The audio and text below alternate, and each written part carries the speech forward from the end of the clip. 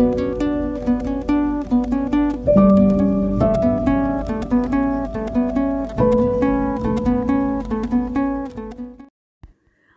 वालेकुम। आपकी अपनी अनुषी आपके साथ ही अपनी आज की वीडियो में मैं उम्मीद करती हूँ कि आप सब बिल्कुल खैरियत से होंगे और मैं दुआ करती हूँ कि आप सब जहाँ रहें खुश रहें, शादो आबाद रहें, हंसते मुस्कुराते रहें। और अगर आपने अभी तक इस चैनल को सब्सक्राइब नहीं किया हुआ तो उसे सब्सक्राइब कर लें और बेल आइकन को ज़रूर प्रेस करें ताकि आने वाली हर न्यू वीडियो की नोटिफिकेशन आपको बर वक्त मिल सके। मैं आपको सुना रही हूँ एडवोकेट मिर्ज़ा अमजद बेग की एक कत्ल केस रुदात जिसका नाम है जानलेवा। तो चलें ये दिलचस्प और सनसनीखेज़ वारदात की तफ्तीश और जो जिरा है अदालत में वो शुरू करते हैं। आइंदा पेशी पर इस्तिग़ासा की तरफ से 3 गवाहों को शहादत के लिए अदालत के कमरे में लाया गया। उनमें से 2 गवाह ऐसे थे जिनके बयानात और बादिज़ा उन पर होने वाली जिरा में कोई ख़ास बात नहीं थी, लिहाजा मैं उनका जिक्र गोल करते हुए आगे बढ़ता हूँ। तीसरे गवाह का नाम तौसीफ अहमद था और ये वही शख्स था जो वक़ूए के रोज़ मकतूल से मिलने खान ट्रेडर्स के ऑफिस आया था। गवाह ने सच बोलने का हलफ उठाया और अपना मुख्तसर सा बयान रिकॉर्ड करा दिया। तौसीफ अहमद की उम्र 50 और 45 साल के दरमियान रही होगी। वो एक कदावर और सेहतमंद शख्स था। उसके चेहरे पर घनी मूंछें थीं। वो विटनेस बॉक्स में खड़ा बड़ा मुतमईन था। जज की इजाज़त हासिल करने के बाद वकील इस्तिग़ासा लगभग 15 मिनट तक घुमा फिरा कर उससे मुख्तलिफ सवालात करता रहा। फिर उसने जिरा ख़त्म करके मुझे टर्न दे दी। मैं अपनी बारी पर विटनेस बॉक्स के करीब चला गया। तौसीफ साहब, अदालत के कटहरे में खड़ा होना कैसा लग रहा है? एकदम नॉर्मल। क्या आपको पहले भी कभी अदालत में आकर गवाही देने का इत्तेफाक हुआ है? नहीं जनाब, ये मेरा पहला तजर्बा है। इसके बावजूद आप ज़रा भी नर्वस दिखाई नहीं देते। जिस शख्स के हाथ पांव साफ हों वो कहीं भी चला जाए उसे नर्वस होने की ज़रूरत पेश नहीं आती। That's good. तौसीफ साहब, वक़ूए के रोज़ आप मकतूल के दफ्तर कितने बजे पहुँचे थे? मेरा ख्याल है मैं उस रोज़ 5:45 यानी 5:45 बजे खालिद निज़ामी के पास पहुँचा था। तौसीफ साहब, मुझे पता चला है कि मकतूल के साथ आपके गहरे दोस्ताना मरासिम थे। मकतूल की नागहानी मौत से यकीनन आपको ज़हनी धचका और दिली सदमा पहुंचा होगा। मैं आपके दुख दर्द में बराबर का शरीक हूँ, लेकिन यह सवाल जवाब मेरे पेशे का तकाज़ा है, इसलिए पेश की माजरत चाहता हूँ। इस्तिग़ासा का गवाह वकील सफ़ाई की जानिब से इस नौइयत के दोस्ताना रवैये की अमूमन तवक्को नहीं रखता, लिहाजा तौसीफ का चौंकना और मुतज़ब्ज़ब होना ऐन फितरी रद्द अमल था। उसने एक लम्हे के शशो पंच के बाद धीमे लहजे में कहा, इस ताज़ियत और दिली हमदर्दी के लिए मैं आपका शुक्रगुजार हूँ। बहरहाल आप अपने पेशेवराना तकाज़े और फ़राइज़ ज़रूर निभाएं। मैं आपके हर सवाल का जवाब देने के लिए तैयार हूँ। Thank you very much. जब आप मकतूल से मिलने उसके ऑफिस पहुँचे तो वहाँ और कौन कौन था? जनाब, मैंने ऑफिस के एक एक कमरे में तो झांक कर नहीं देखा, लेकिन मकतूल की ज़ुबानी पता चला था कि उसके अलावा सिर्फ अकाउंटेंट ऑफिस में मौजूद था या फिर ऑफिस बॉय जाहिद हुसैन। ठीक है, मकतूल खालिद निज़ामी ने आपको गलत नहीं बताया था। क्या मकतूल ने आपके सामने मुल्ज़िम को चाय का कहा था? जी हाँ, लेकिन ऑफिस के किचन में दूध ख़त्म हो गया था, लिहाजा मकतूल ने मुल्ज़िम को हिदायत की कि वो जल्दी से बाहर जाकर होटल से चाय ले आए। ये जल्दी से जाने वाली हिदायत शायद इसलिए की गई कि आपको किसी ज़रूरी काम से कहीं और जाना था। जी हाँ, आप बिल्कुल ठीक कह रहे। तो क्या मुल्ज़िम फटाफट चाय लेकर आ गया था? नहीं जनाब, ये तो ऐसा गया कि फिर पलट कर वापस नहीं आया। तो इसका मतलब है उस रोज़ आप चाय पिए बिना ही अपने दोस्त मकतूल खालिद निज़ामी के दफ्तर से रुखसत हो गए थे? जी हाँ। क्या आप मुअज़्ज़िज़ अदालत को बता सकते हैं कि वक़ूए के रोज़ आप मकतूल के पास से कितने बजे रुखसत हुए थे? यही कोई 6:20 या 6:25 पर। क्या मकतूल भी आपके साथ ही दफ्तर से उठ गया था? जी नहीं, मैं अकेला ही वहाँ से रुखसत हुआ था। मकतूल को अभी कुछ देर और दफ्तर में बैठकर काम करना था। यानी जब आप दफ्तर से निकले उस वक्त तक मुल्ज़िम चाय लेकर वापस नहीं आया था? बिल्कुल नहीं। मकतूल मुल्ज़िम की ताख़ीर के बायस खासा बरहम था और उसने मुझसे कहा भी था کہ جب یہ چائے لے کر واپس آئے گا تو وہ گرم چائے کی پیالی اٹھا کر اس کے منہ پر دے مارے گا۔ لیکن افسوس کہ اس روز ملزم چائے لایا ہی نہیں، بلکہ دفتر واپس آنے کے بجائے اپنے گھر چلا گیا، اور مقتول کو اپنے غصے کے اظہار کا موقع نہ مل سکا، بلکہ اسی روز وہ بد نصیب ایک ایسی دنیا میں پہنچا دیا گیا کہ اب وہ کسی پر غصہ کرنے کے قابل نہیں رہا۔ توصیف صاحب، جب وقوعے کے روز آپ لگ بھگ 6:25 پر مقتول کے پاس سے رخصت ہوئے تو کیا اس وقت خان ٹریڈرز کا اکاؤنٹنٹ مسٹر عارف محمود اپنے کمرے میں موجود تھا؟ میں اس بارے میں کچھ نہیں جانتا جناب۔ میں مقتول کے پاس سے اٹھا اور ادھر ادھر دیکھے بغیر دفتر سے نکل گیا۔ یہ بتانا میرے لیے ممکن نہیں کہ اس وقت عارف محمود دفتر میں موجود تھا یا نہیں۔ تھینک یو توصیف صاحب، آپ نے میرے سوالات کے بالکل درست جواب دیے ہیں۔ بس ایک آخری ٹیسٹ باقی ہے، اس کے بعد آپ کو جانے کی اجازت دے دی جائے گی۔ آخری ٹیسٹ؟ وکیل استغاثہ نے حیرت بھرے لہجے میں سوال کیا۔ کیا میرے فاضل دوست عدالت کے کمرے میں کوئی لیبارٹری کھولنے کا ارادہ رکھتے ہیں؟ میرا ایسا کوئی ارادہ نہیں، میں نے ترکی بترکی جواب دیا۔ یہ ایک آزمائشی ٹیسٹ ہوگا جو خالد نظامی کے اصل قاتل تک رہنمائی کرے گا۔ اصولی طور پر تو اس ٹیسٹ میں صرف انہی افراد کو شامل کیا جائے گا جو وقوعے کے روز شام 6 بجے سے رات 8 بجے تک جائے واردات پر کسی نہ کسی طرح موجود رہے تھے، کیونکہ انہی میں سے کوئی قاتل ہے۔ اگرچہ میری نظر میں آپ کا اس کیس میں قاتل کی حیثیت سے کوئی کردار نہیں، لیکن پھر بھی اگر آپ اس ٹیسٹ میں حصہ لینا چاہیں تو مجھے کوئی اعتراض نہیں ہوگا۔ مجھے اس قسم کا کوئی شوق نہیں، وکیل استغاثہ نے جھنجھلاہٹ بھرے لہجے میں کہا۔ کوئی بات نہیں، آپ کا نمائندہ اس ٹیسٹ میں شامل ہے۔ میرا نمائندہ؟ آپ کس کی بات کر رہے ہیں؟ میں اس کیس کے ملزم زاہد حسین کا ذکر کر رہا ہوں۔ وہ تو آپ کا موکل ہے، میرا نمائندہ کیسے ہو سکتا ہے؟ میرے فاضل دوست، اس میں شک کی کوئی گنجائش نہیں کہ ملزم زاہد حسین میرا موکل ہے اور میں اسے اس کیس سے باعزت بری کروانے کی کوشش کے آخری مرحلے میں ہوں، لیکن میرا موکل ہونے کے ساتھ ہی وہ استغاثہ کا نامزد ملزم بھی ہے، یعنی استغاثہ نے میرے موکل کو خالد نظامی کے قاتل کی حیثیت سے نامزد کر رکھا ہے۔ گویا ایک طرح سے ملزم استغاثہ کا الزام شدہ نمائندہ ہے۔ اگر میں پچھلے 5-6 ماہ سے ملزم کی وکالت کر رہا ہوں تو اس کا مطلب ہے میں اسے بے گناہ سمجھتا ہوں، لیکن میرا ایسا سمجھنے سے عدالت کو یقین نہیں آئے گا۔ وہ تو ہر معاملے کا ثبوت مانگتی ہے، لہٰذا میں نے اپنے موکل کو بھی اس ٹیسٹ سے گزارنے کا فیصلہ کیا۔ اس سلسلے میں آپ کن افراد کا ٹیسٹ کریں گے اور یہ ٹیسٹ کس قسم کا ہوگا؟ جج نے میری جانب دیکھتے ہوئے دلچسپی سے پوچھا۔ جناب عالی، حالات و واقعات کے مطابق وقوعے کے روز یعنی 11 اکتوبر کی شام صرف 4 افراد 6 اور 8 بجے کے درمیان جائے واردات پر موجود تھے۔ نمبر 1 مقتول خالد نظامی، نمبر 2 ملزم زاہد حسین، نمبر 3 مقتول کا دوست اور استغاثہ کا گواہ توصیف احمد، نمبر 4 خان ٹریڈرز کا اکاؤنٹنٹ اور استغاثہ کا سب سے اہم گواہ عارف محمود۔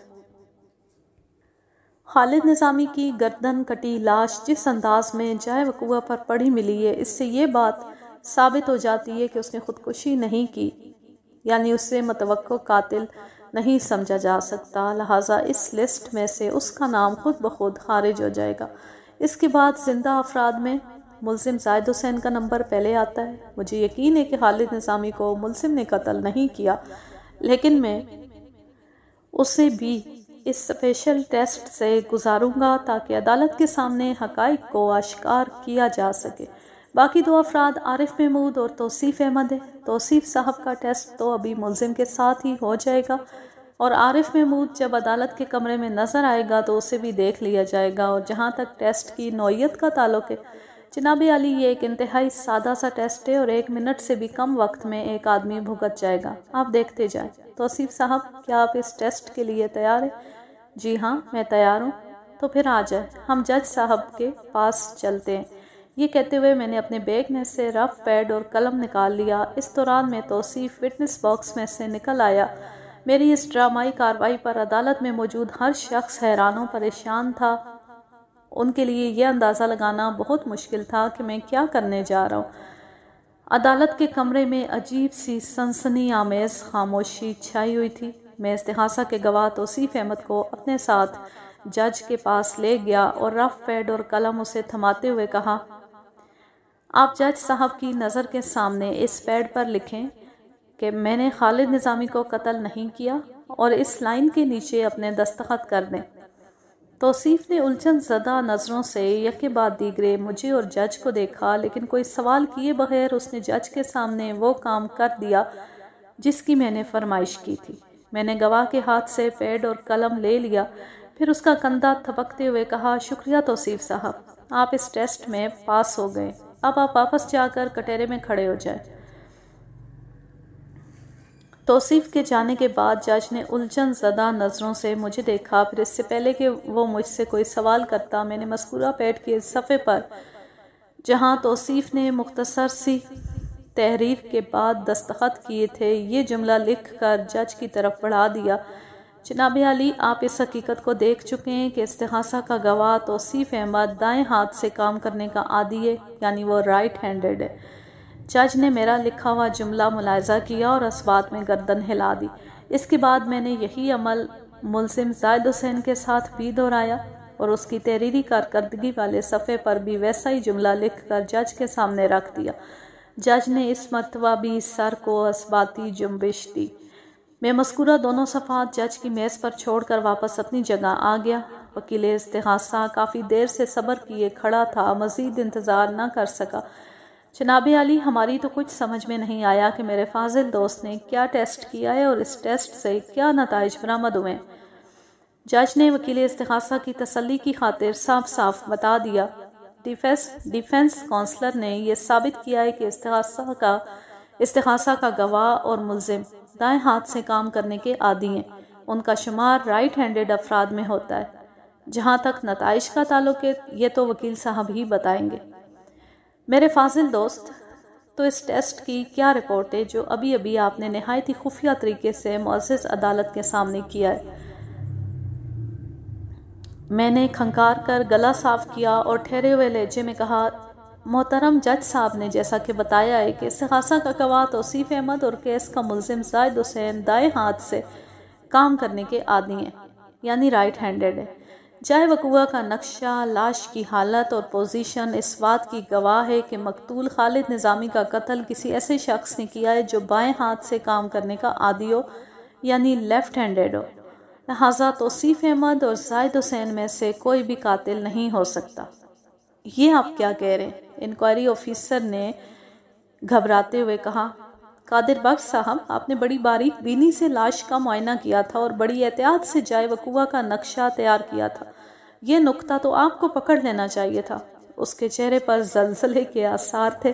میں نے اپنی بات کو آگے بڑھاتے ہوئے کہا، جناب عالی، میں نے گزشتہ پیشی پر آپ سے وعدہ کیا تھا کہ انکوائری آفیسر کے انٹرویوز سے جو میں نے مقصد حاصل کیا ہے وہ میں آئندہ کسی پیشی پر عدالت کے سامنے ضرور لاؤں گا، اور یہ ایسا ہی موقع ہے کہ میں اپنے موکل کو بے گناہ ثابت کر دوں۔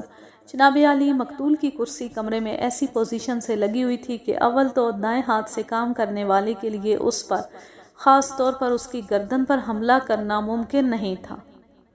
کمرے کی مشرقی دیوار اور مقتول کی گردن کے بیچ اتنا فاصلہ تھا کہ لمبے پھل والی چھری کو آزادانہ گھما کر اس کی گردن کو نشانہ بنایا جانا بالفرض محال اگر ممکن بھی ہوتا تو ایسی صورت میں مقتول کی گردن بائیں جانب کان کے نیچے سے کٹنا چاہیے تھی، جبکہ حقائق یہ ہیں کہ مقتول کی گردن دائیں جانب کان کے نیچے سے کٹی تھی، جس کا واضح مطلب یہ تھا کہ کسی لیفٹ ہینڈڈ شخص نے اس پر قاتلانہ حملہ کیا تھا جو کارگر ثابت ہوا تھا، اور مقتول پلک جھپکنے میں اس دنیا سے رخصت ہو گیا۔ میرا تو اس طرف دھیان ہی نہیں گیا تھا، آئیو نے سرسراتی ہوئی آواز میں کہا، واقعی یہ تو بڑا اہم نکتہ ہے۔ آپ کا اس طرف دھیان نہیں گیا تو کوئی بات نہیں، میں اب اس جانب آپ کی توجہ دلا رہا ہوں۔ آپ جائے وقوع کے نقشے کو ذہن میں تازہ کریں اور پوری سچائی اور ایمانداری سے بتائیں کہ خالد نظامی کا قاتل کون ہو سکتا ہے، لیفٹ ہینڈڈ یا رائٹ ہینڈڈ؟ قاتل نے وہ خطرناک حملہ بائیں ہاتھ سے کیا، یعنی وہ لیفٹ ہینڈڈ تھا، اور میرا موکل 101% رائٹ ہینڈڈ ہے۔ جناب عالی، آپ نے خود اپنی آنکھوں سے ملاحظہ کیا کہ ملزم دائیں ہاتھ سے کام کرنے کا عادی ہے، جبکہ آئیو صاحب فرما رہے ہیں کہ قاتل یقیناً لیفٹ ہینڈڈ ہے۔ جناب عالی، معزز عدالت سے میری استدعا ہے کہ میرا موکل بے گناہ ہے، اس لیے اس کی باعزت بریت کے احکام صادر فرمائے جائیں۔ That's all, your owner. جج نے گھور کر انکوائری آفیسر کی طرف دیکھا اور غصے سے کہا، اس کا تو یہ مطلب ہوا پورا استغاثہ ہی گڑبڑ ہے۔ جناب عالی، یہ لیفٹ رائٹ کی غلطی تو بہرحال ہوئی ہے۔ لیفٹ رائٹ کی غلطی انسان کو جنت کے بجائے دوزخ میں پہنچا دیتی ہے۔ یہ عدالت تمہیں حکم دیتی ہے کہ 7 یوم کے اندر نیا چالان پیش کیا جائے، اور اب لیفٹ رائٹ کی کوئی غلطی نہیں ہونی چاہیے۔ اسی وقت وکیل استغاثہ کی حیرت میں ڈوبی ہوئی آواز ابھری، وہ لیفٹ ہینڈڈ شخص کون ہو سکتا ہے جس نے جی ایم کا خون کیا؟